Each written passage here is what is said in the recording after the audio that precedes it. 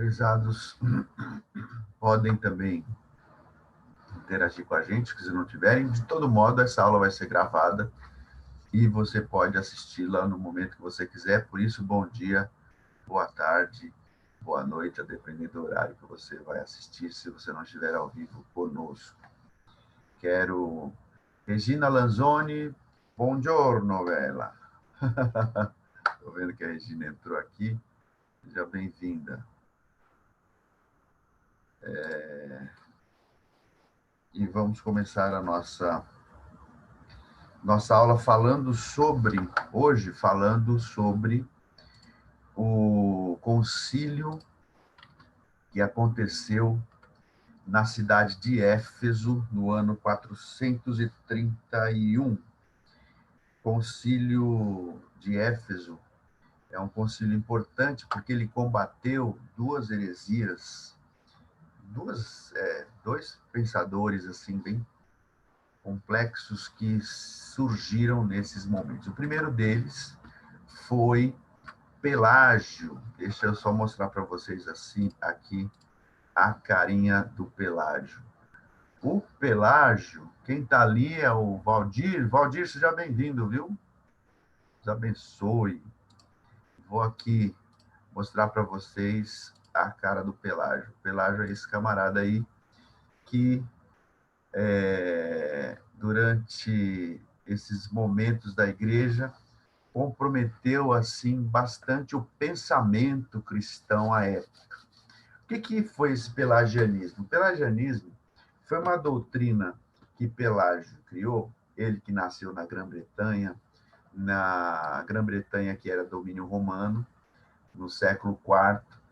Ele, depois de 30 anos, ele se estabelece em Roma, e ele percebe que no clero existe, assim, digamos, existe uma moralidade muito complicada, né?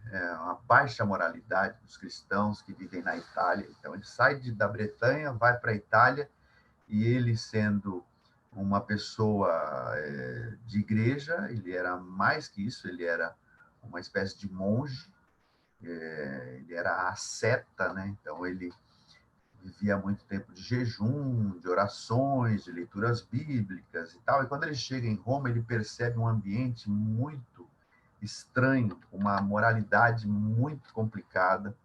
E, em função disso, ele passa a ensinar algumas coisas que vão simplesmente distorcer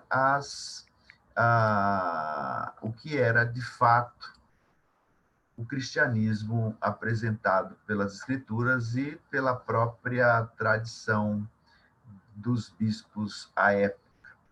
E o que o Pelágio vai dizer? O que ele vai ensinar?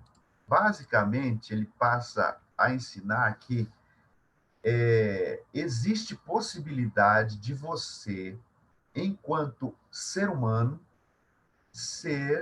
ter um nível moral excelente. Ao invés de você optar pela prática do pecado, pela prática dos vícios, você pode optar pela prática das virtudes.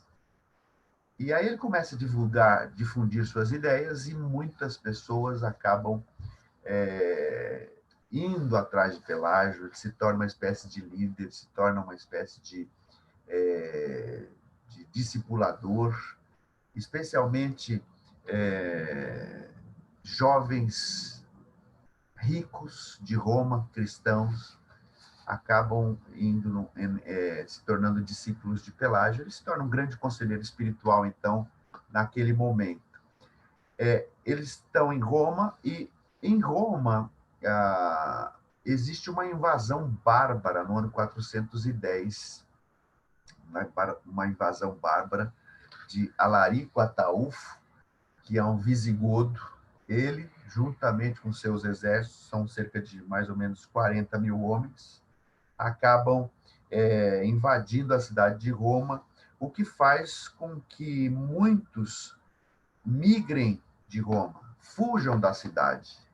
E muitos vão se refugiar na ilha da Sicília, que é também parte da Itália, mas é uma ilha.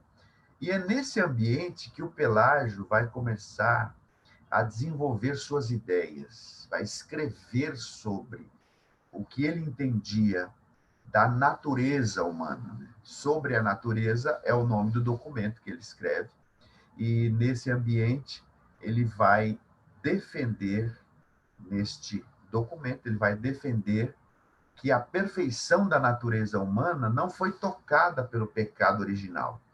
Ou seja, todo homem é capaz, com suas próprias forças, de evitar o pecado. Veja só, todo homem é capaz de, com suas próprias forças, evitar o pecado. Essa era a fala do Pelágio. Então, o pecado de Adão não migrou para os demais seres humanos. E este era um problema muito sério. Vou compartilhar com vocês um mapinha aqui só para vocês virem, ou verem, né? Estarem comigo aqui. Ó. Ele sai de Roma, 410 existe uma invasão bárbara de Alarico Ataúfa, aqui, um visigodo. Em havendo essa invasão, cerca de 40 mil homens, eles migram para a Sicília e ele se estabelece na Sicília. Depois da Sicília, ele vai para a região de Cartago. Então, ele sai de Roma, vem para a Sicília e vai para Cartago. Então, e é na Sicília que ele escreve sobre a natureza e o seu documento ele leva consigo para a região de Cartago. Saindo daqui, voltando para mim, existem algumas pessoas fazendo comentários aqui, deixa eu ver.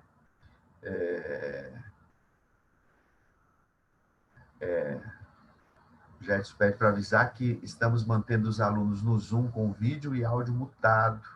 Isso para não vazar som e para ficar só comigo aqui no YouTube. Ok.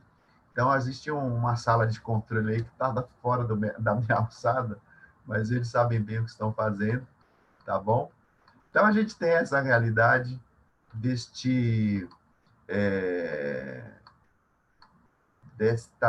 essa realidade do Pelágio, que vai cada vez mais difundindo suas ideias. Sai de Roma e com ele alguns dos seus discípulos, especialmente Celestino, que é um jovem advogado, uma cabeça muito boa, se torna discípulo mais imediato de Pelágio, e ele vai para a Sicília, e da Sicília migra para a região de Cartago. Seja bem-vinda, Sueli, bom dia, está aqui com a gente no YouTube. Seguimos aqui. Depois dessa situação, ele difunde, e as suas ideias também compreendiam o seguinte, que a natureza humana, sozinha, era capaz, com suas próprias forças, de evitar o pecado. Mostrava que o homem sempre seria capaz de escolher o que lhe conviesse, evitando sempre o pecado e sempre optando pelas boas obras. Essa palavra sempre não é charme nem erro, nem redundância, mas é para enfatizar mesmo que ele entendia que o homem sempre seria capaz de escolher o que lhe conviesse. Em sendo assim, isso possibilitava ao homem uma condição de pureza mais elevada que a própria pureza de Adão, porque Adão já tinha caído e o pecado não era transmissível a partir de Adão. Então, como Adão havia falhado, todo homem que tivesse uma experiência espiritual de nascer de novo e de ser batizado estava na condição superior à condição de Adão e poderia evitar qualquer pecado. Jamais, se a pessoa se estabelecesse com firmeza, jamais ela cairia. Então, a sua obra sobre a natureza, ele estabelece essas bases teológicas, que eram, na realidade, uma antropologia otimista, ou seja, o homem tem condição em si, né, intrinsecamente, de viver 100% em santidade, sem nunca pecar. Era uma questão de você negar o pecado, uma vez que você não teve o DNA ruim de Adão na sua vida. Então, ele ensinava isso. E, enfim, o problema dessa afirmação é que mostrava que o homem acabava sendo suficientemente capaz de ser salvo por si só. Então, isso dava ao homem essa condição de ser salvo, não pela obra da graça, mas por mérito próprio. É aí o problema do pelagianismo. A gente tem a questão do mérito. Eu fiz por onde? Né? Eu nasci de novo, então nunca mais pequei, de modo que agora eu não tenho mais problema e tudo mais. E, para além disso, ele dizia o seguinte, tem uma frase dele que é bem, eu vou até projetar aqui para a gente ler juntos essa frase aqui. A frase diz o seguinte: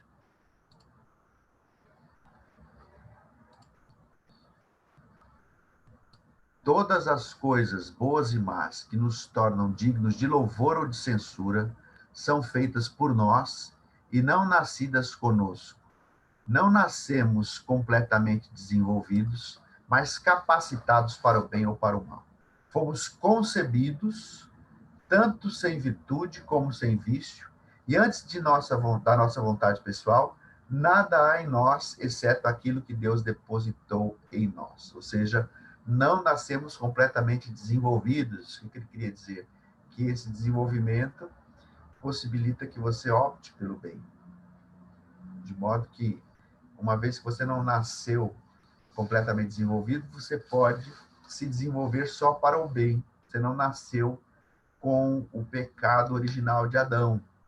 Então, nós fomos concebidos sem virtude ou vício, a gente opta por isso na vida. Logo, só peca quem quer, no conceito de Pelágio. O problema é que a Bíblia fala que nós temos natureza pecaminosa. A Bíblia ensina isso. E aí eu não sei o que ele fazia com esses textos, afinal de contas, era a realidade bíblica que estava sendo negada aqui. Agora, o Pelágio, ele vai ter quem contra-argumente com ele, e especialmente Agostinho de Hipona vai fazer isso, de modo bastante vivaz, contundente e com muita propriedade.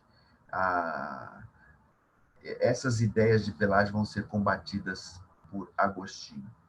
E, em oposição a essas ideias, Agostinho disse que o homem, pelo pecado herdado de Adão, já não era capaz de fazer o bem sem a ajuda imediata da graça. Ou seja, o homem, à luz do que Agostinho ensinou e à luz do que as Escrituras ensinam, né? O homem, uma vez que ele é herdeiro do pecado de Adão, ele não pode fazer bem nenhum se não for pela graça de Deus. É a graça que possibilita a manifestação do bem através das mãos do homem.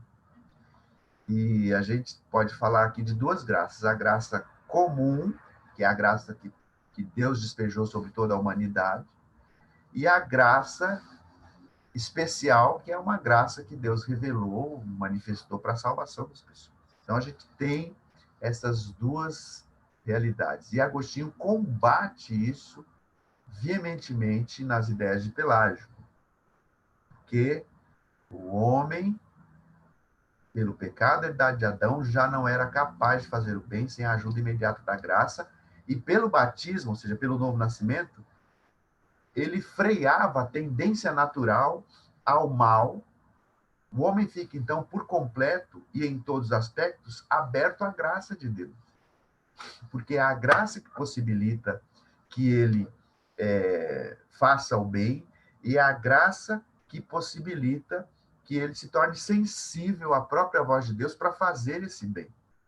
Então, o Agostinho ele vai contradizer as ideias de Pelágio, e somente pela graça era possível que o homem refreasse o mal na sua vida. queria falar um pouquinho de Agostinho, porque o Agostinho ele é uma pessoa absolutamente importante para o cristianismo, e ele que nasce em Tagaste e morre em Hipona, na região África do Norte.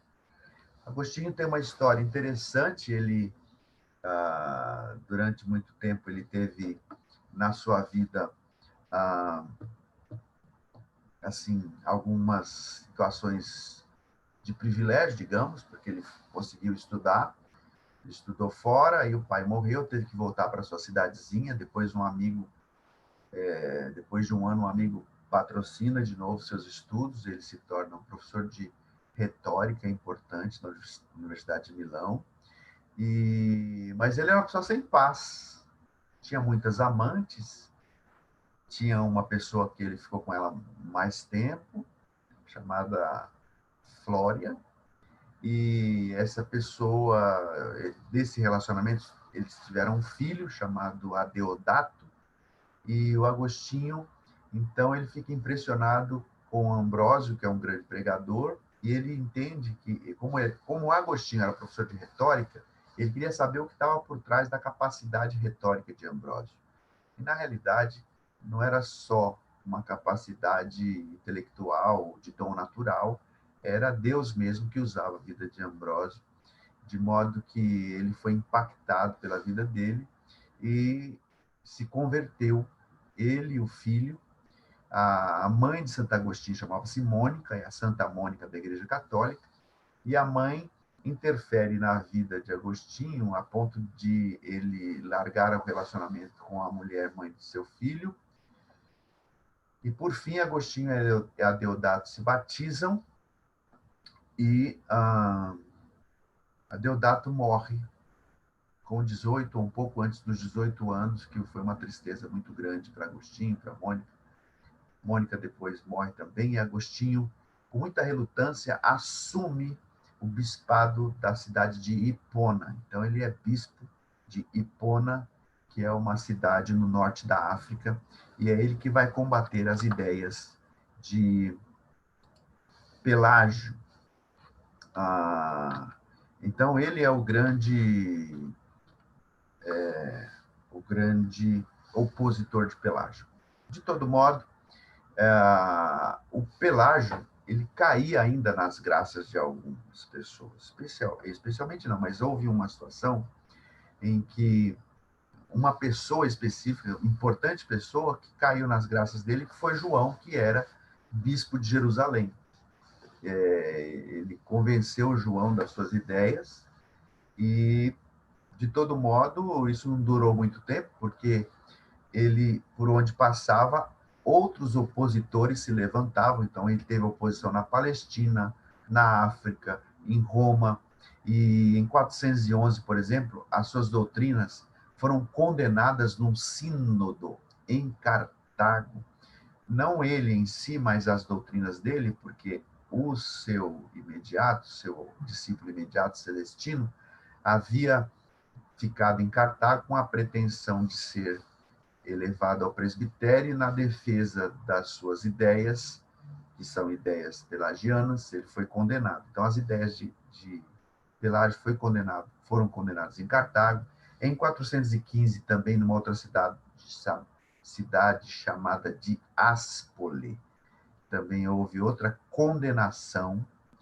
E em 417, também, o próprio Papa Inocêncio I condenou Pelágio. Então, as ideias dele vão sendo assim repetidamente combatidas, rejeitadas, rechaçadas. Mas assim, como ele foi as suas ideias foram combatidas pelo Papa Inocêncio I em 27 de janeiro de 417, ele não concordou muito com isso. E o Papa já estava no fim dos seus serviços, no fim do seu ministério. Em sendo assim, ele espera que Inocêncio faleça. Quem sobe ao trono é Zósimo.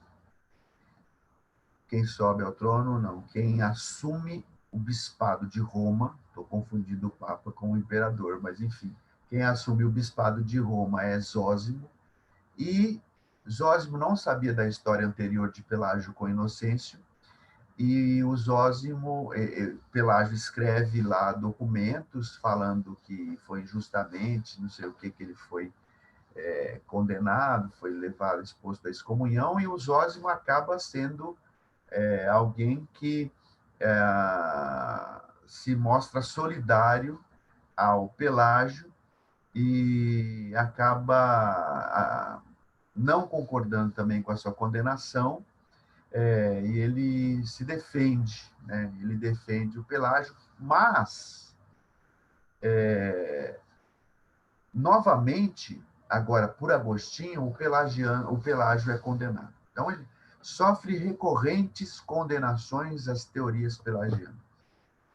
Então, 3, 4, 5 vezes. Agostinho, no Sínodo Plenário de Cartago, em 418, condenam de novo o pelagianismo, e o Zósimo, por fim, acaba retirando seu apoio ao Pelágio, e ele até redige uma carta circular, né, que chamava-se Tractaria, ou Tractaria, ou Retratação, alguma coisa assim, e aí ele reitera a condenação de Pelágio e de Celestino, obriga os bispos todos a subscrever, né, a assinar aquela carta, né, a olhar o documento e falar isso mesmo e assinar embaixo, e o próprio imperador Honório também já havia condenado o pelagianismo.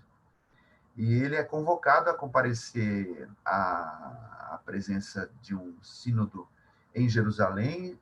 Ali, de novo, suas teorias são condenadas, ele é expulso da cidade, e ele não tem muito paradeiro certo, migra para lá, migra para cá, passa por Antioquia, sofre nova condenação em 425, e ele morre em 437 em Alexandria. O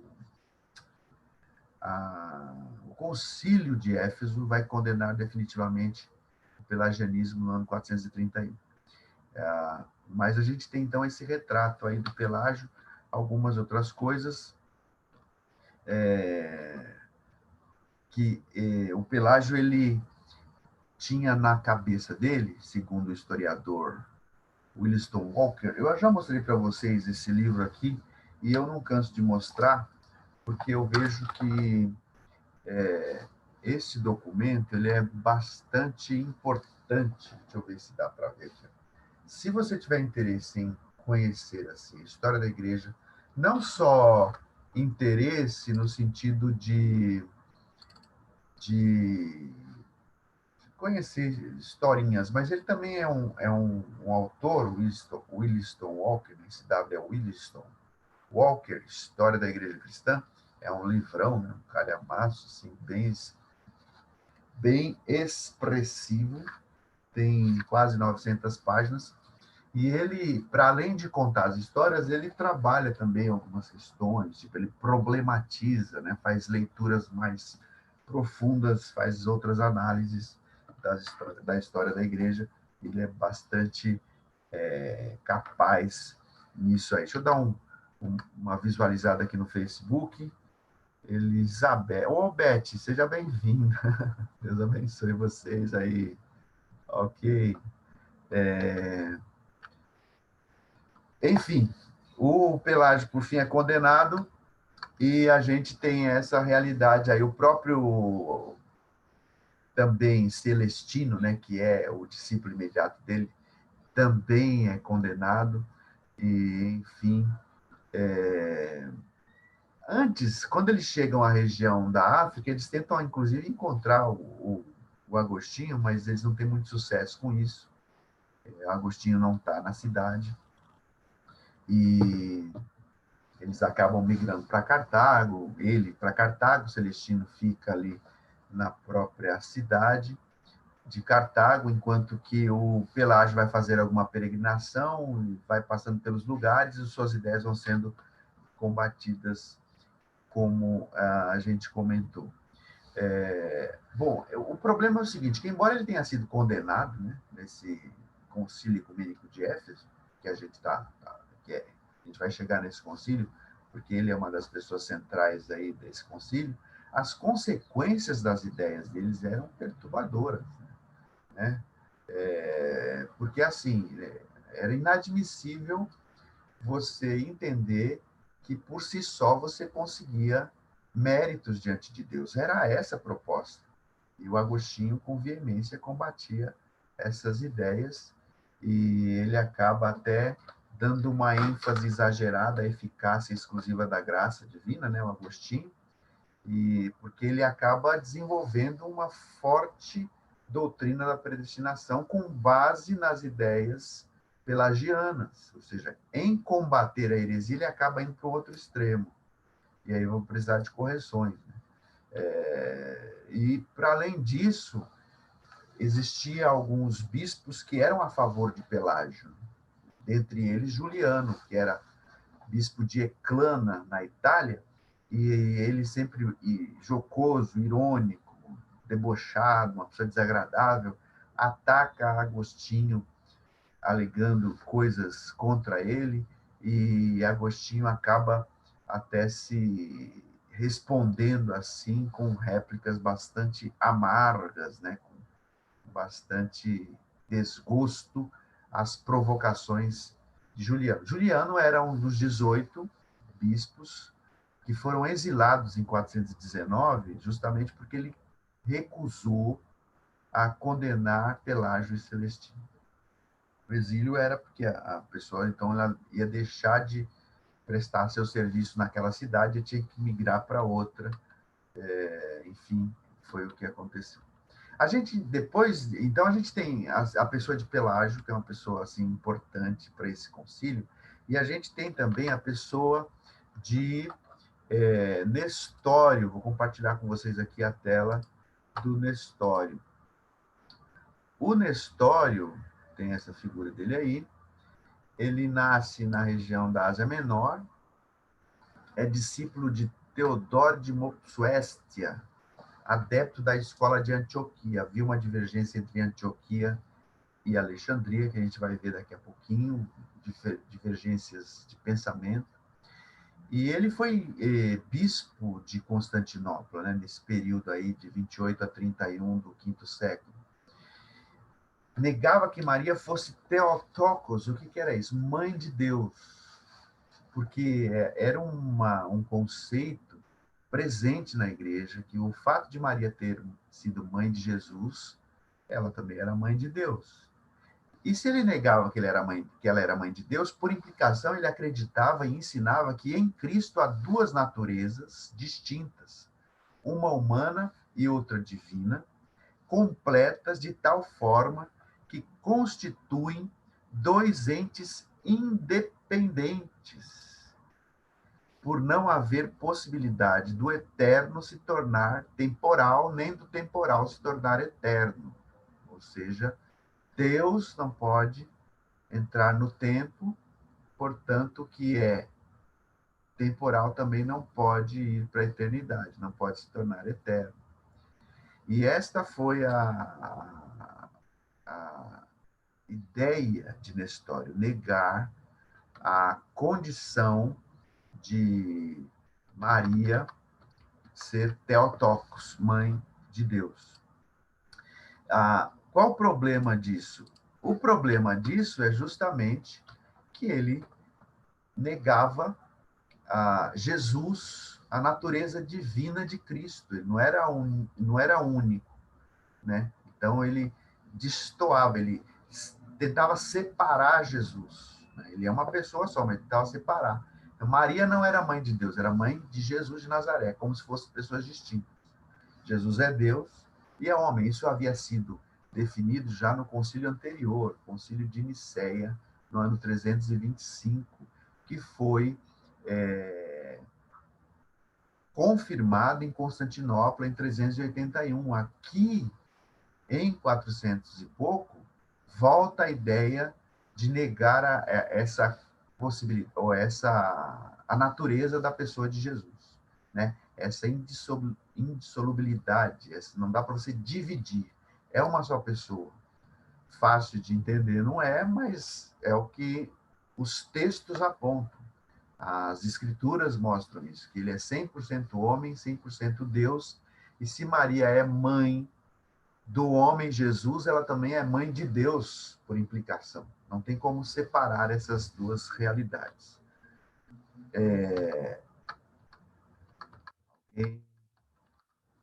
Eu tenho me chamado aqui, deixa eu só dar uma olhadinha aqui.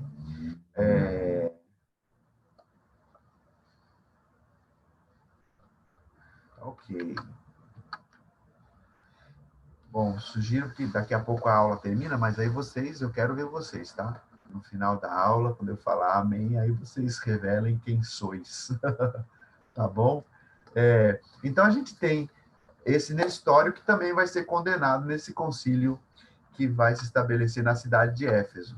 Mas eu falei das duas escolas, né? Alexandria e Antioquia. A escola de Alexandria, né? Essa cristologia alexandrina que Nestório negava, apresentava Cristo como um mediador entre Deus e os homens, um modelo descendente. O Logos se fez carne, ou seja, Deus se fez gente, exatamente como se apropria da humanidade completa. Então, Deus se apropria da humanidade completa do homem Jesus de Nazaré. Então, essa é a teologia alexandrina. Importante essa teologia porque tem como centro o próprio Cristo, uno e que se humanizou. Dá para separar, né? Isto é, ele é filho antes e é filho depois da fala da geração eterna do Filho. Ou seja, antes de Jesus ser filho de Maria, ele já era filho de Deus. Então, ele é filho desde a eternidade. Ele se encarna na pessoa de Jesus, mas ele é Deus Filho. Então, não dá para dissociar essas realidades. Ele é 100% homem, 100% Deus. Porque na eternidade ele já era filho, ele não passa a ser filho a partir da encarnação. E foi essa quebra que houve nas conversas que Nestório começou a desenvolver. Essas duas escolas, vou postar para vocês aqui, para vocês acompanharem essa realidade aqui da escola de Antioquia e da escola de Alexandria. Ó, duas escolas. A gente tem Antioquia e Alexandria. Em Antioquia, havia estudos da Bíblia. Em Alexandria, especulação teológica. Em Antioquia, interpretação literal das Escrituras. Em Alexandria, misticismo. Em Antioquia, estudos dos textos, né? Filologia e história. Por outro lado, em Alexandria, alegoria para interpretar os textos bíblicos. Em Antioquia, nós temos a alegoria também, mas com reservas. Já em Alexandria, existe reflexão platônica e em Antioquia, reflexão aristotélica. Qual a diferença entre Platão e Aristóteles? Aristóteles era mais de método lógico, enquanto o platonismo já trabalhava muito com duas realidades, uma ideal e uma real. Então, você tem sentido mais concatenado, né? Que embora esse encadeamento de ideias é mais aristotélico, já em Platão a ideia já é mais absorta, né? Já é mais ideal do que real, né? Do que o que existe mesmo. Por fim, em relação à Bíblia, a escola de Antioquia refletiam sobre o homem escritor, né? Enquanto que na escola de Alexandria, o homem era nulo nessa tarefa, ou seja, em outras palavras, o homem era simplesmente um robozinho que Deus usava sem vontade própria para que escrevesse o que Deus estava ditando nos seus ouvidos. E esse é o problema.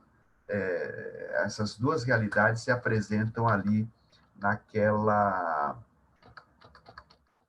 nessas escolas.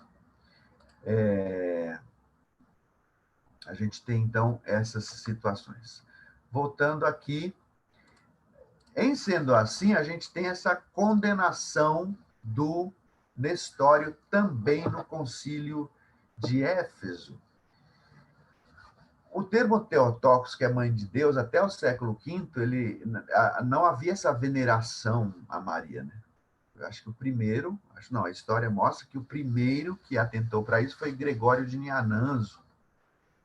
Nazianzo, que viveu entre 329 e 390, ele primeiro que conceitua essa veneração à mãe de Jesus. Agostinho depois resolveu a questão, porque o Agostinho ele vai além disso e aí ele acaba cometendo um outro problema, uma problemática agostiniana que ele diz que ele entende que Maria foi a única pessoa isenta do pecado original. A Bíblia não fala isso. Não existe ninguém que é isento do pecado original, a não ser o próprio Jesus, né? Que ele nasceu como Deus. Portanto, digna de conceber o Deus Filho, de modo algum.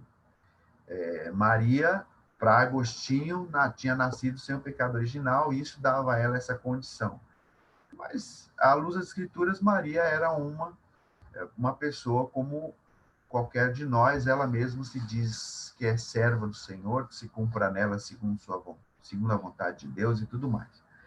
No Sínodo de Alexandria, então, sínodo é diferente de concílio, como já falei, concílio, uma coisa maior, sínodo mais local. Em Alexandria, em 430, houve um sínodo, uma reunião local, e ali foi oficializada a veneração e a devoção de Maria, e no concílio de Éfeso, ela fica estabelecida definitivamente nessa condição de mãe de Deus e do homem, Jesus Cristo. Aí é o termo Theotokos. Bom,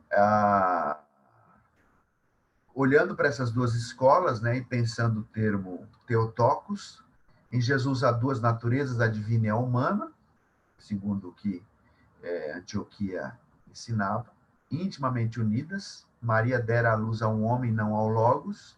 Em tudo parecia conosco, embora muito mais excelente. Isso é o que vai ensinar Antioquia. Alexandria entendia que Cristo tinha apenas uma natureza, a divina, a sua humanidade era uma simples forma da qual o Logos se revestiu para se manifestar. Então, essas discussões, elas estão presentes nessas duas escolas, mas isso já tinha sido definido no próprio concílio de Niceia, que aconteceu em 325 e foi, como eu disse antes, reforçado ou reassumido, readmitido no concílio que estabeleceu em Constantinopla no ano 381. E, por fim, então, concílio de Éfeso, a gente tem essas duas realidades que eu vou mostrar para vocês aqui. Estamos caminhando para o finalzinho da aula. Neste concílio, então, nós temos o seguinte. Falei do Pelágio e do Nestório. O concílio foi realizado, como o próprio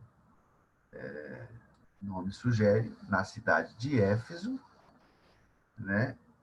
A presença de bispos ali foi em torno de 200, 250, evidentemente que é muito mais gente, mas esses bispos eram os bispos que, de repente, votaram, participaram das reuniões oficiais, mas um concílio era sempre um evento maior, né?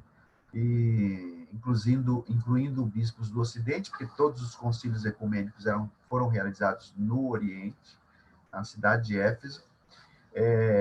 O imperador era Teodósio II, e Cirilo e Nestório foram os principais participantes.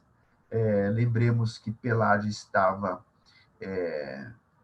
fora da cidade, as suas ideias foram condenadas, mas ele estava exilado.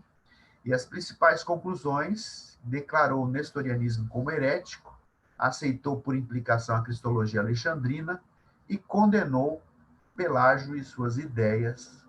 Este foi o concílio de Éfeso, que a gente viu hoje